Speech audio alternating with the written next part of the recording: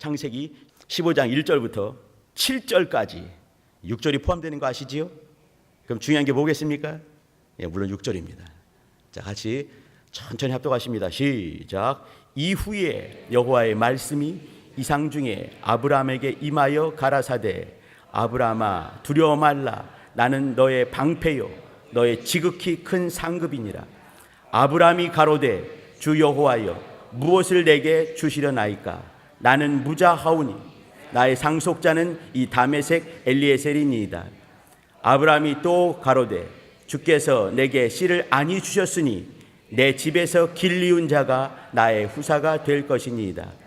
여호와의 말씀이 그에게 임하여 가라사대 그 사람은 너의 후사가 아니라 내 몸에서 날 자가 내 후사가 되리라 하시고 그를 이끌고 밖으로 나가 가라사대 하늘을 우러러 뭇별을 셀 수 있나 보라. 또 그에게 이르시되 내 자손이 이와 같으리라. 아브라함이 여호와를 믿으니 여호와께서 이를 그의 의로 여기시고 또 그에게 이르시되 나는 이 땅을 내게 주어 업을 삼게 하려고 너를 갈대아 우르에서 이끌어낸 여호와로라. 아멘. 예배가 우리 성도님들이 예상한 것보다 좀 더 일찍 끝나더라도 놀라지 마시기 바랍니다. 예배를 이렇게 늘어지게 이렇게 하지 않고 좀 더 단출하게 이렇게 진행될 수 있게 이렇게 하도록 하겠습니다.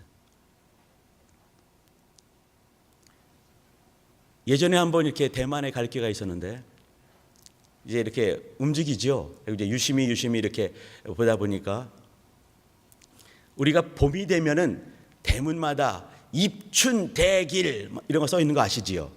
예, 우리도 많이 쓰기도 하고 그랬었는데, 근데 이제 이렇게 그 나라는 그걸 쓸 때 거꾸로 써놨습니다. 그러니까 이제 이거를 이렇게 놓는 것이 아니라 거꾸로 이렇게 붙여놓는 거죠. 어떤 집은 정말로 이렇게 복이라는 단어를 크게 복자만 크게 써붙였는데 이거를 거꾸로 해놨어요. 왜 그런지 아시죠? 왜 그러겠습니까? 복을 누가 준다고 알겠습니까? 거기 믿는 사람이 일지 아닐지는 모르겠지만 자기가 자기 복을 만든다 생각하는 것이 아니라 복의 주인은 하늘에 계신다. 이제 우리식으로 신앙 있는 자들의 말로 하면은 복은 오직 하나님만 주실 수 있다. 그것 아니겠습니까? 그걸 거꾸로 이렇게 붙여놨더라고요. 유심히 보고 온 기억이 있습니다. 제가 이번 주부터 또 3주간은 아브라함과 이삭과 야곱의 하나님 그 얘기를 가지고 아브라함과 이삭과 야곱이 도대체 어떤 믿음이 있었는가, 또 그 중에 특별히 이 복에 대한 얘기를 가지고 3주간 말씀을 나누도록 하겠습니다. 오늘은 첫 번째 얘기입니다. 오늘 첫 번째 아브라함에 대한 얘기입니다. 우리 성도님들 아마 신앙생활하면서 이 52주간에 아마 이 아브라함 얘기는 참으로 많이 나와 있을 것 같습니다. 이 얘기들을 다시 한번 이렇게 정리하시고 또 말씀을 통해서 내가 보여지고 나는 어떻게 살 것인가, 어떻게 영적 생활할 것인가, 하나님이 나에게 무엇을 요구하시는가, 또 하나님께서 우리 가정에게 무엇을 요구하시는가, 나아가 우리 교회를 향해서 하나님께서 무엇을 요구하시는가, 그것을 봐주시면 될 것 같습니다. 길지 않습니다. 집중해 주시기 바랍니다. 우리가 이제 이렇게 다음 주가 되면 이제 제목이 좀 쇼킹한 제목도 나올 수 있을 것 같은데, 저랑 같이 사는 여인이 제목을 어떻게 그렇게 잡냐고, 교회 제목이 다음 주 제목이 뭐냐면 복받는 비결 이거거든요. 어떻게 제목을 그렇게 잡았냐고. 그러니까 이번 주에 제목이 바뀌면 제가 회개한 줄 아시기 바랍니다. 근데 저는 그 자신감이 있는 거예요. 또 하나님께서 우리에게 복 얘기를 계속해서 말씀하십니다. 그러면 하나님께서 무엇을 요구하시는가? 복을 받아라 말씀하시는 것이죠. 창세기에 1장부터 2장에 잠깐 보시게 되면 창세기 1장 22절 생육하고 번성하라 말씀하십니다. 복을 주사, 이게 성경에 나오는 첫 번째 복 얘기입니다. 하나님께서 복 주시고 가라사대 생육하고 번성하라 이렇게 말씀하셨습니다. 28절에 보게 되면 생육하고 번성하라, 그 다음에 땅을 정복하고 지배하라 이렇게 말씀했어요. 첫 번째 얘기는 뭐냐면 숫자적으로 아니면 크기적으로 점점점 커지고 많아지는 것 아니겠습니까? 두 번째는 정복을 하는 것입니다. 지배하는 것이에요. 나쁜 의미로가 아니라 좋은 의미로 말씀드린 것입니다. 세 번째는 창세기 2장 3절입니다. 하나님께서 어떤 날, 안식일이죠. 근데 안식일이 아니라 복을 주셨기 때문에 그날이 안식일이 된 거 아니겠습니까? 안식일에 그날 한 것이 아니라 하나님께서 그날에 복을 주셨고 하나님께서 안식을 하셨기 때문에 나중에 그것이 안식일 된 거란 말이죠. 복을 주셨기 때문에 안식한 것 아니겠습니까? 이렇게 하나님께서는 안식까지라도 창조하시고 하나님께서 피곤하셔서 안식하셨겠습니까? 우리 인생들을 위해서 그렇게 아니겠습니까? 안식 창조하시고 그날에 복 주셔서 거룩하게 하셨다라고 말씀하셨습니다. 신명기 30장 잠깐 보시면은 우리 앞에 무엇이 있나요? 생명과 복과 사망과 화가 내 앞에 있다. 많지도 않아요. 그죠? 4개 남았 말씀하셨습니다. 그리고 하시는 말씀이 네가 살기 위해서 생명과 복을 선택하라 라고 말씀하셨습니다. 우리 앞에 복이 있다라고 말씀하시는 거예요. 우리 앞에 생명이 있다라고 말씀하시는 겁니다. 제가 따로 여쭤보지 않더라도 생명과 복이 무엇인지 우리 성도님들 모르지 않으실 것입니다. 신약시대에 넘어오면서 예수께서 말이죠, 사망과 저주, 사망과 화를 가지고 죽으셨습니다. 그러면 예수께서, 제가 말을 정말 잘하고 있는 겁니다.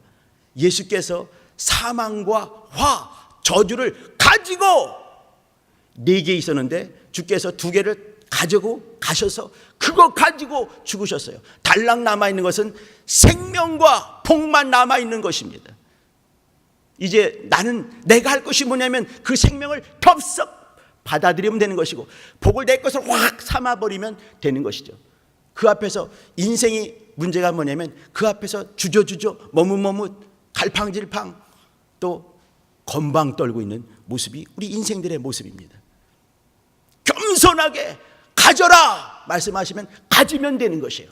오라 하면 가면 되는 것입니다. 믿으라 믿으면 되는 것이에요.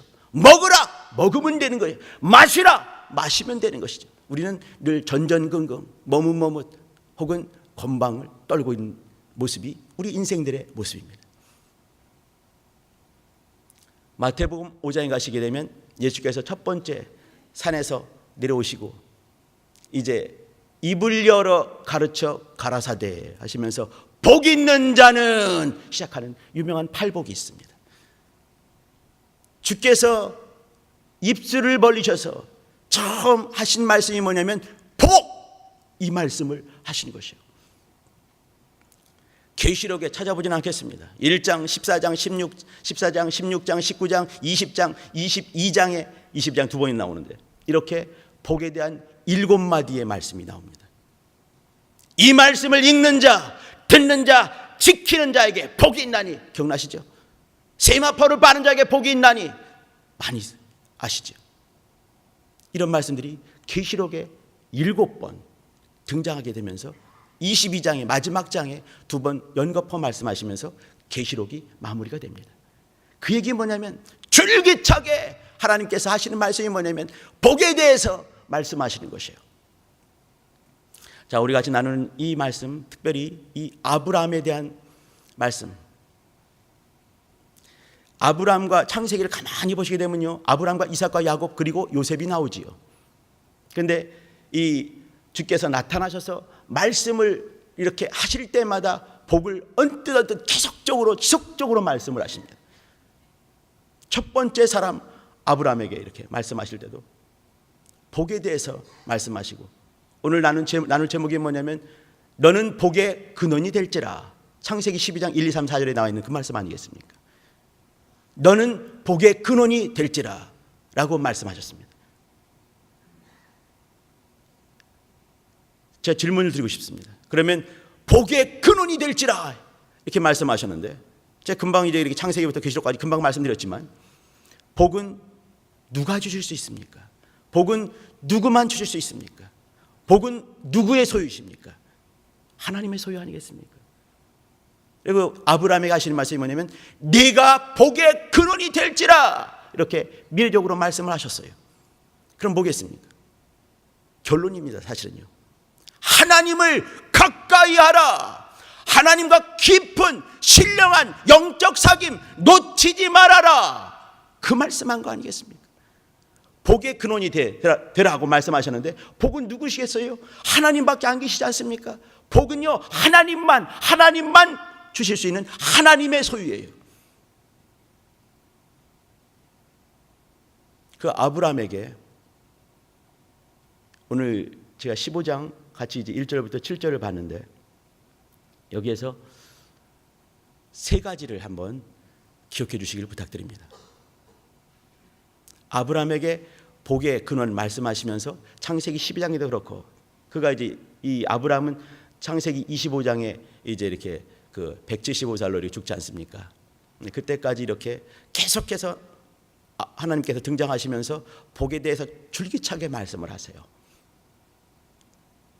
그러면서 그 우리 성도님들 잘 알고 있는 그 이 자손에 대한 이야기 그리고 땅에 대한 이야기를 기억해 주시기 바랍니다.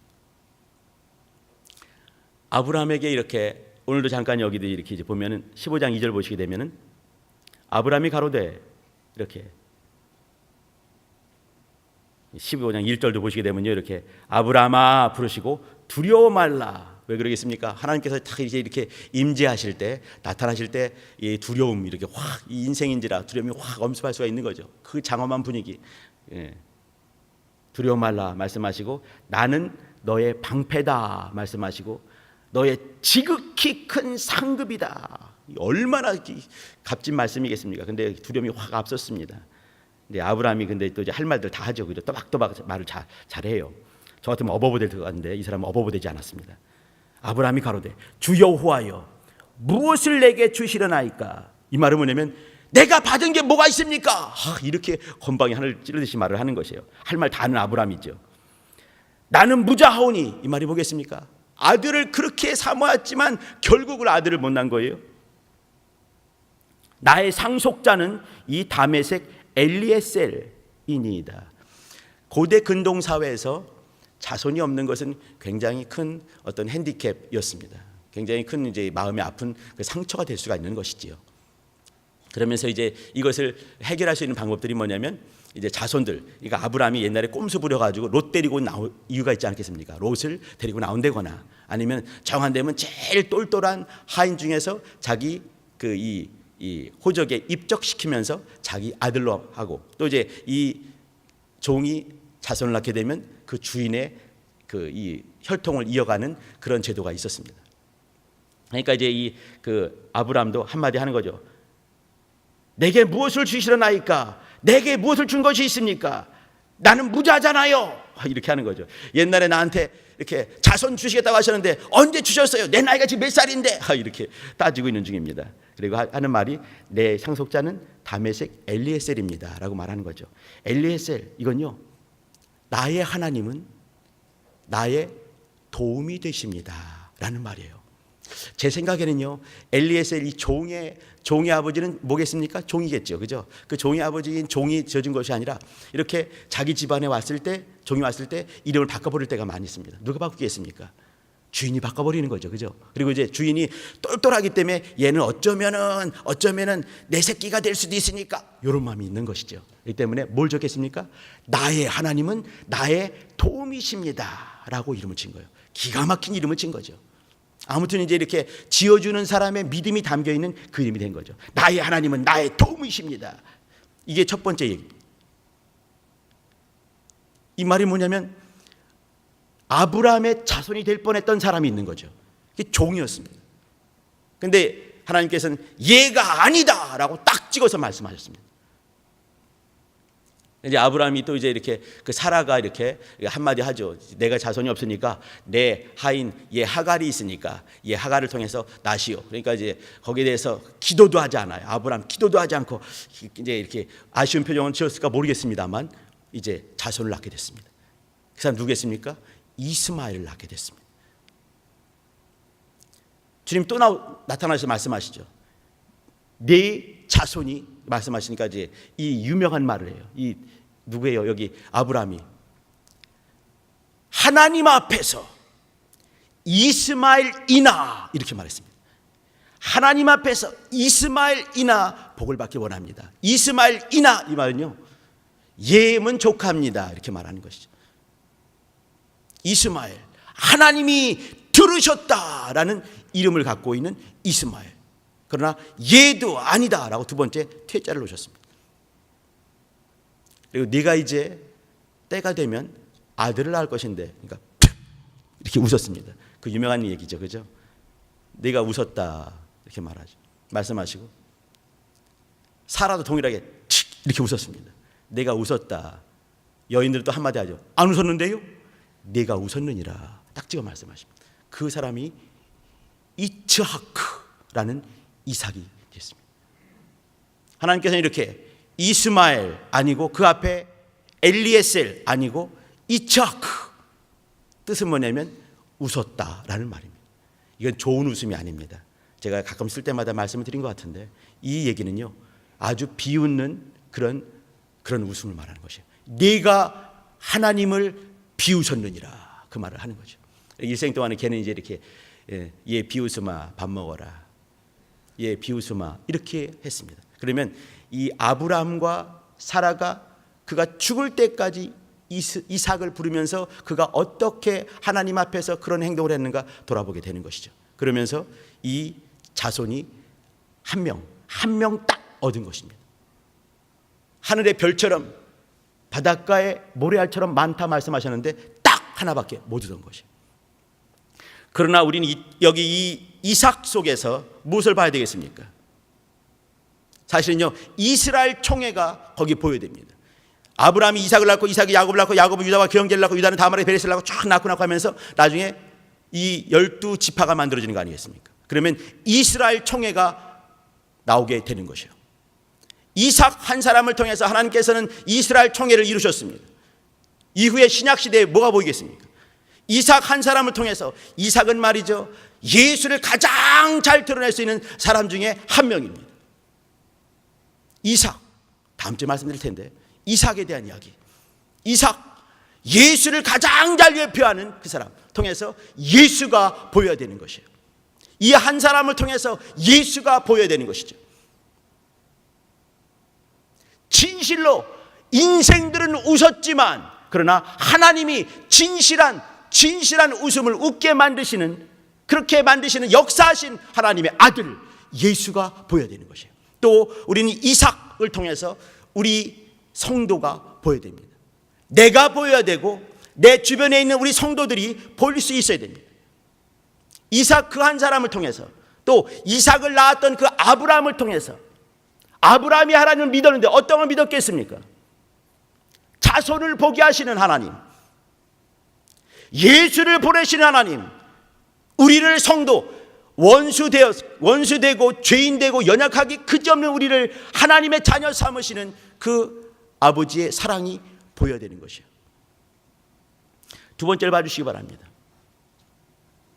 두 번째는 아브라함이 땅을 기업으로 받았지만 그는 일생 동안에 얻은 땅이 없습니다. 얻은 땅이 어디 나오냐면 창세기 23장에 나오는 그 막벨라 밭에 있는 막벨라 굴이라는 것이 있습니다. 막벨라라는 말은 뭐냐면요, 두 개 이 말이에요. 그러니까 아마 굴이 한 개가 아닌가 보다 생각도 한번 들기도 합니다. 둘인 것 같다 이 말이죠. 근데 그 땅을 샀을 때, 그 땅을 산 것이 사라가 죽게 되면서 사라를 매장할 매장지가 없어서 그 땅을 사게 되는 것이죠. 사람들이 이제 여기 이제 이 막벨라 굴 이제 가서 에브론이라는 사람 이제 가서 살려고 하는 것이죠. 이 해쪽 속에 있는 이 에브라라는 사람, 에브론이라는 사람에 가서 사는데, 이 사람이, 이 아브라함이 너무 괜찮은 사람이니까 이제 이렇게 그냥 가지라고 했습니다. 근데 끝끝내 돈을 주고 사는 것이죠. 그러니까 헤브론, 이 에브론이 있던 그 땅을 지금은 나중에는 헤브론이라고 부르게 됩니다. 막벨라 굴이 있는데 말이죠. 헤브론은 말이죠, 이 베들레헴, 예루살렘과 베들레헴에서 아주 가까운 베들레헴과 예루살렘까지 품을 수 있는 그런 땅이 헤브론 땅입니다. 왜 거기에 막벨락을 했을까? 의미가 있을 것 같습니다. 그 땅을 얻게 되는 것이죠. 그러면서 거기에 아브라함이 매장이 되고, 먼저는 사라가 매장됐죠, 그죠? 그 다음에 아브라함이 매장되고, 이삭이 매장되고, 그 다음에 리브가가 매장이 되고, 그 다음에 그 야곱이 매장되고, 그 다음에 레아라는 네 부인 중에서 그 부인 있죠, 그죠? 레아, 라헬의 언니, 그 사람, 이 세 명의 족장들이 거기에 매장이 됐습니다. 그러면서 우리는 이런 막벨라굴, 그 조그만 거, 네 땅이, 내가 이 땅을 기업으로 주마 했는데 기업으로 받은 것이 아무것도 없는 것이에요. 그러나 막벨라굴 조그만 굴을 통해서 우리가 알 수 있는 것은 뭐냐면 이스라엘 나라를 볼 수가 있습니다. 팔레스타인 동네를 알 수가 있는 것이죠. 민족이 있는 그 나라를 알 수가 있는 것입니다. 사실 나라 하게 되면 뭐겠습니까? 이 국민이 있어야 되는가 하면 영토, 땅덩어리 있어야 되거든요. 근데 그는 아무것도 없었고 겨우 매장하는 막벨라 굴을 사게 됐지만 그걸 통해서 이스라엘 나라가 보여야 되고 또 사실은 교회가 보일 수 있어야 됩니다. 교회가 보여야 되는 거죠. 막벨라 굴을 통해서 교회가 보여야 되는 것이에요. 그리고 마지막엔 영원한 하늘이 막벨라 굴 속에서 보일 수 있어야 됩니다. 하나님께서 내가 이 땅을 주마 했을 때 그저 이 우주 안에는 어떤 땅만이겠습니까? 영원한 하늘 아닐까요?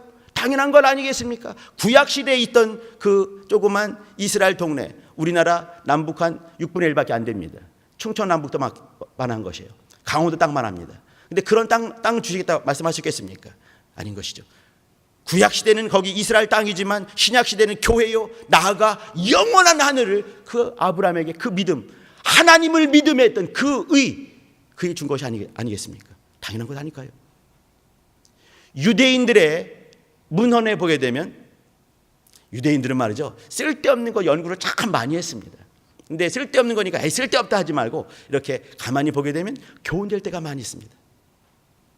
에덴 동산이 있는데 우리 할아버지 할머니가 주책 부리시면서 잃어버린 그 에덴 동산이 있는데 에덴 동산에 가는 그 길목이 어디였을까 고민을 됐다 많이 했습니다. 정말 많이 한 것이죠. 그리고 마지막 결론을 지었습니다. 어디라고 했겠습니까? 막벨라 굴이다. 그렇게 생각을 했습니다. 막벨라 굴은 영원한 에덴 동산에 이르는 바로 그곳이다. 에덴의 시작은 막벨라 굴이다. 이렇게 생각을 했습니다. 그렇기 때문에 아브라함도 이삭도 야곱도 그의 아내들도 다 거기에 매장되어 있는 것이. 또 아브라함에게 막벨라 굴을 주면서 마지막 이제 결국 이제 이스라엘 땅 그리고 교회 그리고 마지막 어디에 있습니까? 영원한 하늘까지 언약한 것이 아니겠는가 알 수 있는 것이죠. 자, 이렇게 자손을 보게 되면서 이삭 속에서 우리는 교회, 이제 이 성도가 보여야 되는 것이죠. 성도가. 또 이 땅덩어리, 막벨라 굴, 땅덩어리 말씀하시면서 결국은 영원한 하늘까지, 교회와 영원한 하늘까지 보이게 만드신 그 부분이 있는 것입니다. 정말 중요한 말씀을 드립니다. 이제 세 번째죠. 이게 뭐냐면 하나님 자신입니다. 아브라함에게 나타나셔서 이렇게 땅을 주마, 자손을 주마, 그냥 허공에 말씀하신 것이 아니라 이렇게 주마라고 말씀하신 그분께서 말씀하고 계시는 것이에요. 잠깐만 우리 창세기 17장을 한번 가보십니다. 17장 1절입니다. 제가 읽어드리겠습니다. 아브라함의 99세 때에 여호와께서 아브라함에게 나타나서 그에게 이르시되 나는 전능한 하나님이라 너는 내 앞에서 행하여 완전하라 말씀하시고 또 언약을 이제 이렇게 땅을 주마 말씀하시고 쭉 말씀하시는데 7절 한번 봐주시기 바랍니다. 내가 내 언약을 너와 네 대대 후손의 사이에 세워서 영원한 언약을 삼고 너와 네 후손의 하나님이 되리라. 이 중요한 것이에요. 8절 합독하십니다. 시작. 내가 너와 네 후손에게 너의 우거하는 이 땅 곧 가나안 일경으로 주어 영원한 기업이 되게 하고 나는 그들의 하나님이 되리라. 자, 이 중요한 말씀이 바로 여기 있습니다.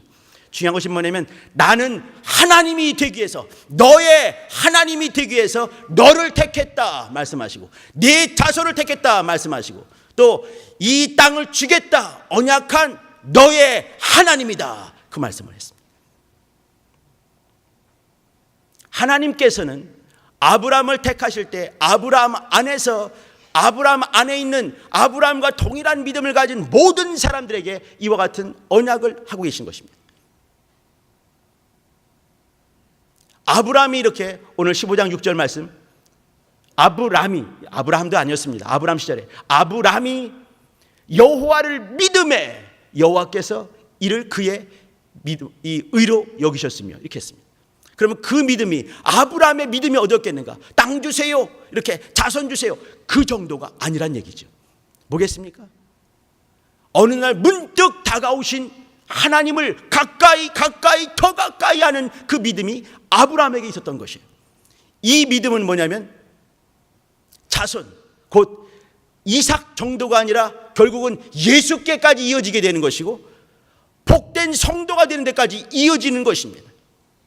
막벨락을 조그만 땅덩어리, 이 매장지 무덤 아니겠습니까? 근데 예수님은 그 무덤을 깨트리시는 분이세요.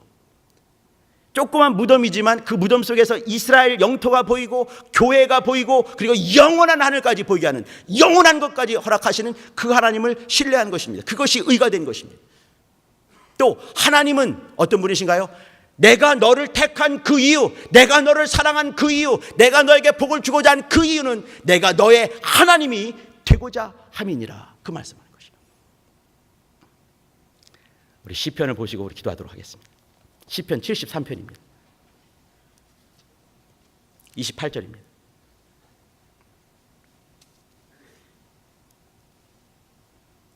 자, 보도록 하시죠. 시편 73편 28절입니다. 합독하십니다. 시작. 하나님께 가까이함이 내게 복이라.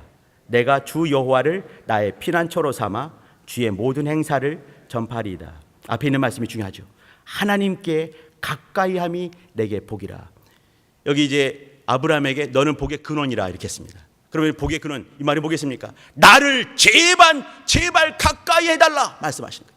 나를 가까이 해달라. 하나님을 가까이 하고 하나님과 신실한 교제 깊어지는 것이, 이것이 진실한 복이다 말씀하는 거죠. 그때 예수가 보이고요, 교회가 보이고 하늘이 보이고 성도가 보이고 그리고 하나님을 가까이 하고 그 하나님을 피난처로 삼을 수가 있는 것입니다. 아브라함도 어느 순간에 이제 헬라 삐딱 했던 거 기억나시지요?